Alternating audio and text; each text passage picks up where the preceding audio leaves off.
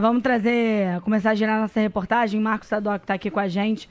Durante um final de semana violento em Nova Iguaçu, hoje a polícia tentando entender o que aconteceu. Foram 4 mortes no intervalo, 4 baleados no intervalo de 7 horas ali na cidade de Nova Iguaçu. Entre essas pessoas baleadas tem um menino de 12 anos que acabou não resistindo, né, Sadoc? Bom dia para você. Oi, Agatha, bom dia para você, Dônula, Rodolfo. Boa semana para todos os ouvintes que acompanham a primeira edição. Vamos descrever já essas mortes, mas também como foi cada uma situação muito parecida. As atualizações de hoje dão conta do seguinte: há uma investigação em andamento, claro, Delegacia de Homicídios da Baixada Fluminense, dando conta de que há uma disputa, isso a gente já sabe, entre milicianos rivais ali naquela localidade. A gente já conhece um que é o Zinho, o bonde do Zinho, Luiz Antônio da Silva Braga. O outro, normalmente, seria o Tandera, só que o Tandera perdeu espaço ali naquela localidade para o Juninho Varão. Então são desses 2 milicianos que a gente está falando, desses 2 grupos que estão no Portal dos Procurados hoje, inclusive. Haveria uma festa de um miliciano ali em Comendador Soares, havia uma série de pessoas no campo de futebol, foi nesse ponto que há a primeira morte, a tragédia que envolve o Ian de 12 anos. Então, muitas crianças estavam ali, ao relato de que quando começa o tiroteio, um carro estava girando em torno ali da festa, e aí houve um confronto, e quando pediram para ele se levantar, ele já estava baleado. A gente, inclusive, tem uma sonora separada de uma amiga da mãe do Ian de 12 anos. Foi uma coisa tão instante assim que eu nem... Quando eu olhei para trás, o Ian não levantava do campo, o Ian estava caído. Aí ele era brincalhão, eu falei assim: Ian, levanta daí, Ian, pelo amor de Deus. O Ian não levantava, eu entrei dentro do campo, o Ian já estava caído.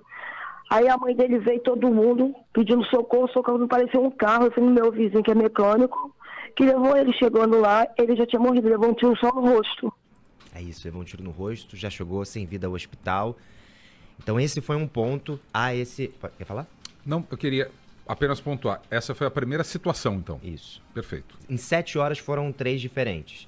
Então, nesse foi o Ian, com essa correria toda. Inclusive, ele foi enterrado ontem sob forte comoção ali em Nova Iguaçu também. Tá. Então, a gente tem, ali na Baixada Fluminense. A gente tem, então, um segundo ponto, onde em Auschwitz 2 pessoas são baleadas. E aí elas estavam em um bar, o relato das testemunhas é esse, estavam em um bar, o carro passou atirando, foram baleados, morreram na hora, também sendo investigado. Há um terceiro ponto, também em Engenho Pequeno, um homem morreu baleado. Nesse de Auschwitz, na verdade, uma mulher também ficou ferida, mas resistiu ali aos ferimentos, então ficamos, portanto, em 4 mortos e 1 ferido. E aí esse quarto aconteceu em Engenho Pequeno também, um carro passando também, um tiroteio, e aí a 4ª morte em 7 horas em Nova Iguaçu. Tem esse contexto aí desses 2 criminosos, Zinho e Juninho, polícia investigando, ouvindo testemunhas, mas as testemunhas falam de muita violência nesse final de semana. Sadoc, nas 3 situações, carros passaram atirando, nas 3. A primeira, as testemunhas falam que o carro estava passando... da praça. Isso, ali onde o Ian foi baleado.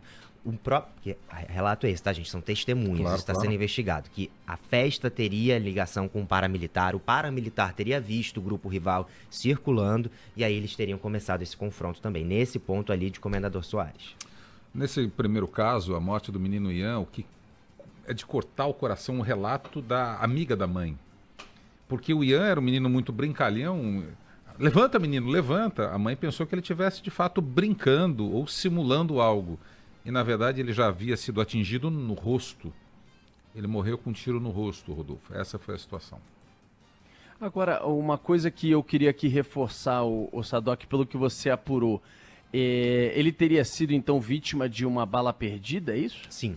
No meio de todo esse confronto. Sim. A festa acontecia próximo ao campo de futebol, o carro ficou circulando, paramilitares que estavam nesse terreno perceberam, começaram o confronto e no meio do fogo cruzado as crianças que estavam no futebol. Inclusive eles eram de uma escolinha, né, Agatha? Isso, era uma escolinha de futebol que hoje já falou que não tem aula, enfim, estão em luto. Mas eram algumas crianças nesse campo de futebol e nesse momento a Cláudia, que foi quem conversou com a nossa equipe de reportagem, com a Gabi Souza, falou para todo mundo: abaixa, abaixa, abaixa. Todo mundo abaixou e aí na hora que tudo passou, a Cláudia pediu para todo mundo levantar devagar. E na hora o Ian não levantou, não respondeu e eles entenderam que o Ian estava baleado.